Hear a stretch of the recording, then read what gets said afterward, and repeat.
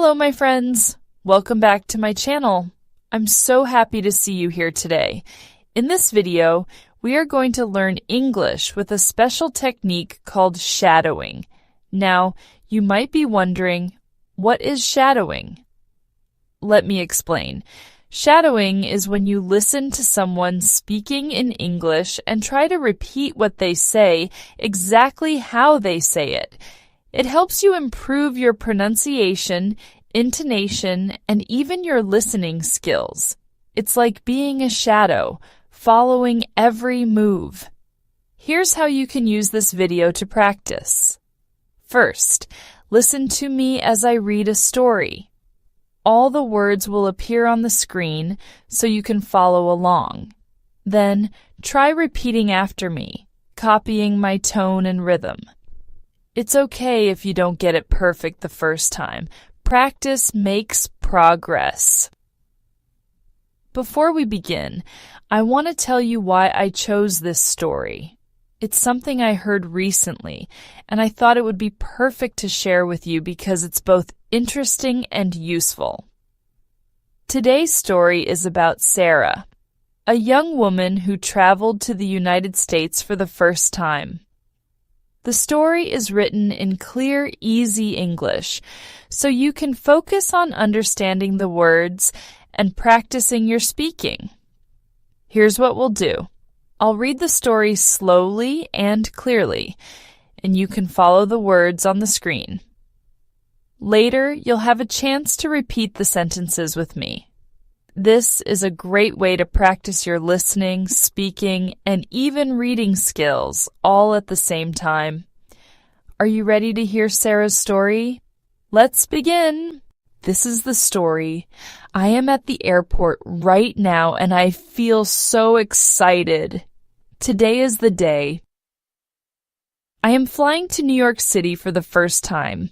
I have my ticket, my passport, and my bags. Everything is ready.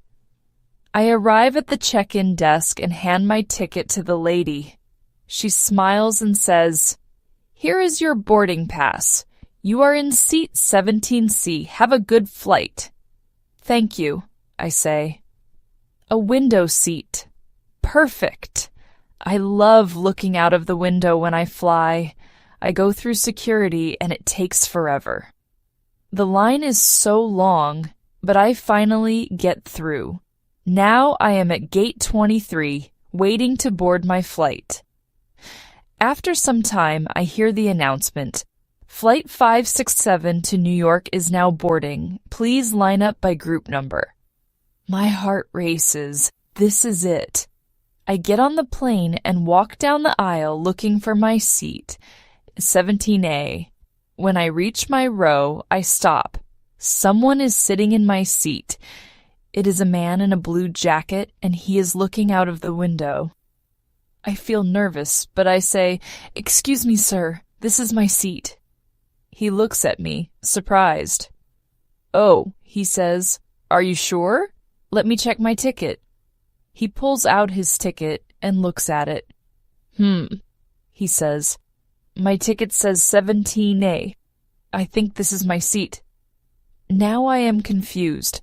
I pull out my ticket and show it to him. "See? My ticket says 17A, I say confidently. He looks at my ticket, then looks at me. He smiles kindly and says, "Okay, no problem. You can take the seat. I'll sit in the middle." I feel a little bad, but I really want the window seat. "Thank you," I say as I sit down. The plane takes off, and I look out the window. The clouds are so beautiful. I feel happy and relaxed now. The man next to me starts a conversation.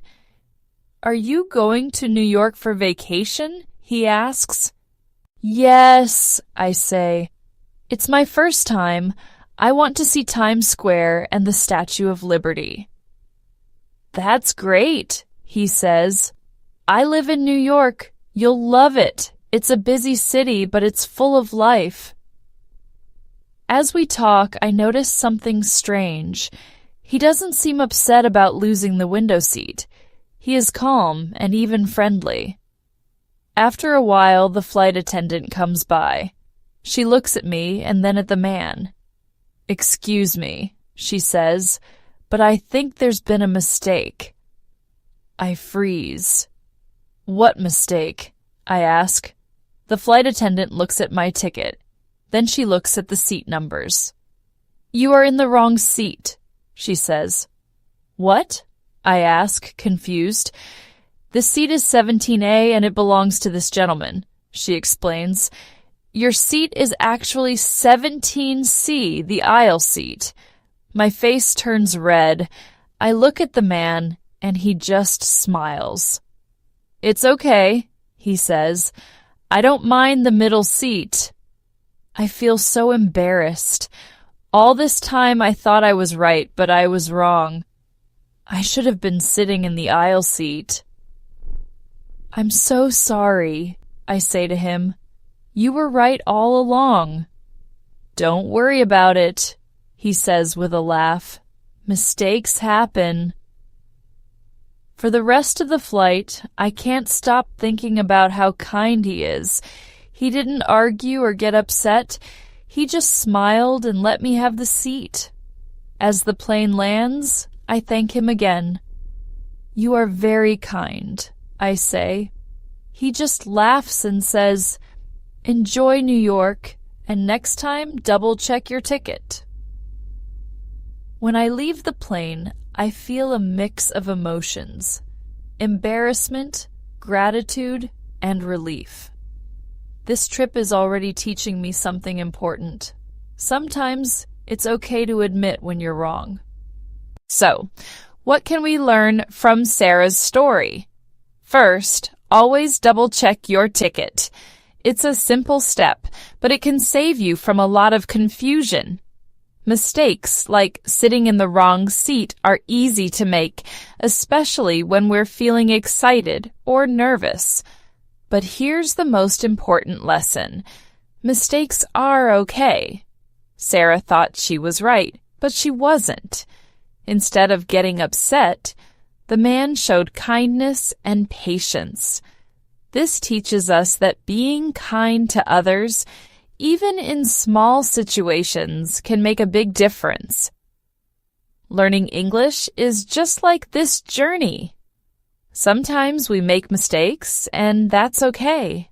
Mistakes help us learn and grow. The important thing is to keep trying and stay positive. Every small step you take in learning English is a step closer to reaching your goals. Now, I want you to think about this. What would you have done in Sarah's situation? Would you have switched seats or insisted on staying where you thought you belonged? Let me know in the comments. Now let's look at some useful phrases and vocabulary from Sarah's story. These are words and expressions you can use when you travel or even in daily life. 1. Useful phrases at the airport. "Excuse me, this is my seat." Use this phrase if someone is sitting in the wrong seat. Repeat after me. "Excuse me, this is my seat." "Let me check my ticket." A polite way to confirm your seat or other travel details. Repeat after me. "Let me check my ticket." Have a good flight. A friendly way to wish someone a safe and pleasant trip. Repeat after me. Have a good flight. 2. Vocabulary for travel. Boarding pass. This is the ticket you need to get on the plane. Boarding pass. Example: I showed my boarding pass at the gate. Window seat, middle seat, aisle seat. These are the 3 types of seats on a plane. Window seat, middle seat, aisle seat. Example: I prefer a window seat because I love the view. Security check. The process where airport staff check your bags and ID. Security check. Example, the security check took a long time today. Gate, the area where you wait to board your flight. Gate. Example, my flight is boarding at gate 23. 3. Phrases for polite conversations. Don't worry about it. A kind way to say that everything is okay. Don't worry about it. Example, I said sorry for the mistake, and he replied, don't worry about it. Mistakes happen. A comforting phrase to remind someone that it's normal to make errors. Mistakes happen. Example, when I sat in the wrong seat, the man said, mistakes happen. Enjoy your trip. A positive way to wish someone well on their journey. Enjoy your trip. Example, the flight attendant said, enjoy your trip. Practice time. Let's practice some of these phrases together. Repeat after me. Excuse me, this is my seat. Let me check my ticket. Don't worry about it. Mistakes happen. Great job. Remember, these phrases are very useful when you travel. Try using them the next time you fly or even in other situations where you need to speak politely. Thank you so much for practicing with me today. I hope you enjoyed Sarah's story and learned something new. Remember, you can watch this video as many times as you want to practice your shadowing. Repeating the story will help you improve your pronunciation, rhythm, and confidence in English. If you found this video helpful, please give it a thumbs up and share it with your friends. Don't forget to subscribe. Before we go, let me leave you with this. Learning English is not just about words and grammar. It's about connecting with people, just like Sarah did on her trip. So keep practicing, stay curious, and enjoy the journey. See you in the next video.